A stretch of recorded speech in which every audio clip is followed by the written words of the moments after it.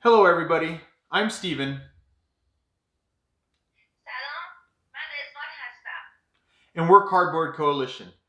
Today we figured we'd give you a quick how to play for Camel Up 2nd edition, and I'm going to mess up the name so I got to look at it. Eggbert Spiele is the company, so it's Camel Up in 2nd edition.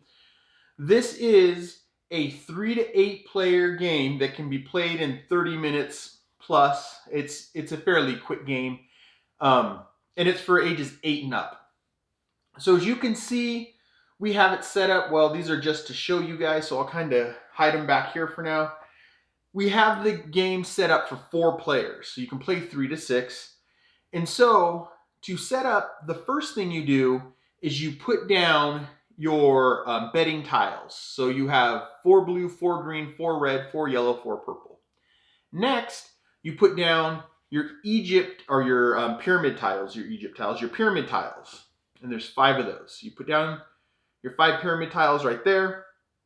Next, you get out your Egyptian pounds, and there's coins. You have the 5 denomination, so there's 5s, and then you have the 1, there's 1. Next, you go ahead and give each player 3 Egyptian pounds. It's hard for me, I want to keep saying English pounds. 3 Egyptian pounds. So you hand that out to each player. Then you have each player pick the character they want to be. And once they pick the character, you give them the 5 corresponding cards, which will be 1 purple, 1 yellow, 1 red, 1 green, and 1 blue. So each player gets 1 of each color. It represents 1 of each of the racing camels. Then you give each player their spectator tile. And on the spectator tile, you have your cheering side and your booing side, which we'll get into that in a little bit. Once you do that, then you go ahead and you get out the dice, which they're hidden in this fancy schmancy pyramid, which I love. So I'll just take one out for now to show you guys. So you take a die, you take one for each color, you roll that die, it gives you a number, you place the camel there. Now I've already placed the camel based on a roll. But purple die, purple camel, then you place it at that number. Once you have all of the racing camels, which are the camels that are in different colors, placed, then you roll, and I have it over here because it's going to help explain some rules later. You roll the crazy camel die, and then you take whatever number it shows. So it shows 2. And you don't have to go with the specific color, but it has a 2 white. You also have a 1, 2, 3 in black. But you roll it once, you go, okay, well, now it says 3 black. So you place black, and then you roll it one more time. Whatever number it gives, you place the next camel. Doesn't matter if you start with black or you start with white. Place 1 of the crazy camels, and then you roll again and place the next crazy camel. And then this die goes back in the pyramid. But for instruction's sake, I'm going to keep it out so I can easily talk about something. Now, once you have all the dice in here, you have the camels out, you are ready to go. The only thing you need to do is figure out who's going to go first. So I went ahead and just gave first to this player right here. You can choose how you want to pick first. I can't remember specifically. I think the manual just says pick who's going to play first. So you get your first player token, little camel, sphinx head, and you give it to the first player. Then the game begins. Once the game begins, you have 4 actions you can do during your turn. The first action is to take a betting tile, one of these betting tiles, and you can pick any color. And what you're betting on is at the end of the first leg. There's going to be multiple legs until you get 1 camel all the way around the board and past the finish line. Even if they go this way, past the finish line still counts. So you have multiple legs. And a leg consists of 5 dice. And it's maybe a little hard for you guys to see, but there's 1, 2, 3, 4, 5 tents. Once you've put a die on each of these tents, then that leg's over, and then you do some scoring. So let's go back to it. So your first option you can do on your turn is you can pick one of the betting tiles. The second option you have on your turn is you can take your crowd, your cheering crowd or booing crowd. You can take your spectator token And you could place it somewhere on the track. And if you can see, the spaces are divided and they're numbered and everything. So you could place it somewhere on the track. The only restrictions on placing this tile is it can't be next to another spectator. So let's say we have a tile placed right here for argument, or let's say right here for argument. It's probably better for you guys to see. I cannot place this tile right here or right here. I can place it here because there's space. I can even place it if I wanted to over here. I could place it right there. So the second thing you can do on your turn is place your tile. And if your tile is already out on the map, you still can replace it. You can decide to pick it up and put it somewhere else. So first action, you can grab a betting tile. Costs you absolutely nothing. You just pick it up and you say, I'm betting on blue that blue's going to be in first place. Next, you can lay down, if you haven't already, you can lay down your spectator tile, or you can move your spectator tile. Now, number 3, the third thing that you can do is you can take a pyramid token and you just go ahead and set it in front of you because it's worth some points at the end of every leg. It's worth points. You set it down in front of you. Then you take this thing. It's going to be a little loud. Give it a good shake. Flip it over. Oh, if I can flip it with one hand, I'm used to doing this with 2. There's a little button to push and a die drops out. So as you see, a red die dropped out and it says 3. So I go ahead and I put that die there, and then I would move the camel 3 spaces. So 1, 2, 3. And if you notice, the camel has a camel on top of it. These are crazy camels. They'll jump on top of each other and everything. So purple goes along with red, right? That's your third option. And I'll talk about how the camels move after we go through our options. Now let's go ahead and put this back just for argument's sake. We'll get this over here. We'll hide it for a second. So first action, tiles, betting tiles. Second action, spectator tiles, placing spectator tiles. Third action, taking one of the pyramid tiles and rolling a die, shaking it up, getting a die from the pyramid, and moving the camel based on that die. Now the fourth thing you can do has to do with the end of the game. So it might take you 2 legs, it might take you 3 legs, 4 legs to get one of your camels all the way around and past the finish line. Once that's over, then you do the final leg scoring. Now your fourth thing you can do has to do with the final leg scoring. So as I showed you guys, you have all 5 of the different color cards. So your fourth option is you can either say, you could bet, and this is secret so no one else knows, but you can bet, and I'll show you guys, I'm betting yellow is going to win the overall race. Not the leg, but the overall race. Or I can do that, or I can say, I think blue, remember you don't show anybody else, you say, I think blue is going to be the last camel in the overall race. When we finish, a camel passes the finish line and the race is over, I'm saying I think blue is going to be last. Now, there are 5 people that can bet here, and you can play up to 8 people. First place gets 8, 5, 3, 2, 1. Anything past those 5, you actually lose an Egyptian pound. So that is your fourth option. So I'll run through them again really quick. You can pick a tile. You can pick one of these betting tiles. You can take an Egyptian, or I keep saying an Egyptian, you can take a pyramid tile, which gets you to shake, right, and drop a die. If I can get it to do it, drop a die, then move the camel. So you've got 2 on him, so go 1, 2, right, and move the camel. Then the other thing you can do is you can bet on who's going to be the first place camel in the race and who's going to be the last place camel in the race. You don't get to do them both in one turn, but you can bet one in one turn. You can either bet first place or last place. So you have 4 things you can do in your turn. Now, a couple things that I want to point out. While placing these tiles, while placing your spectator tiles, as I said, you have a cheering side, which is probably kind of hard for you guys to see, but it's green. And then you have a booing side, right, which is red. So what happens here is, let's say right now, blue got that number 2.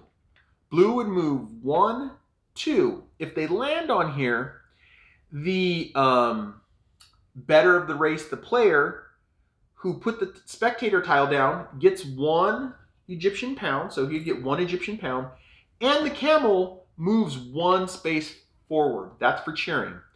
Whichever player put that down, they get 1 extra pound, and the camel moves 1 extra space. Now, if it's on the opposite side, which is the booing side, it's very similar. It's just a slight twist. So let's go with blue got 2 again. So blue would move 1, 2, and now that player would get 1 I did it again, 1 Egyptian pound, but in this one, the camel goes backwards 1 space. And so it's a way to kind of slow down camels and speed up camels, right? So that is the special kind of thing, or how the spectator token works. The other next thing to talk about is how camels work. Because if you can see here, I'll turn them a little bit. These are crazy camels, and they jump on each other's back. Now what happens is, if a camel, as blue did, ends in a spot where there's already a camel, it jumps up onto the back of that camel. Now, in this instance, blue is considered first place in the race. So when you get to the end of the leg and you score, blue's first place. Next, second place would be yellow. Now, let's say we rolled a die and we got yellow. Let's see if we can get one of those die. Oh, we got green. Still works. So we got a green, right? Green moves us 3. As you see, green has red and purple on top of it. So green would go 1, 2, 3. It would move all the camels on top of them. And since they landed on that, you know, that player gets that 1 Egyptian pound just to keep with that, and the camel moves 1 more because they landed on that token. But all the camels move forward. And even though 3 moved, purple is still going to be, well, 3 is not going to be, and not still. Purple is now considered the lead camel. Red is considered second place, third place, fourth place, fifth place, and so on and so forth like that. So that's kind of how the movement of the camels work. If they land in a spot, so let's say he moves and he lands in a spot where camels are, he goes right on top. And these can stack all the way up. They're all the way up. Now green's carrying everything. And they can move from here. So let's say you roll purple and purple gets a 2. You would take purple and everything above purple and go 1, 2.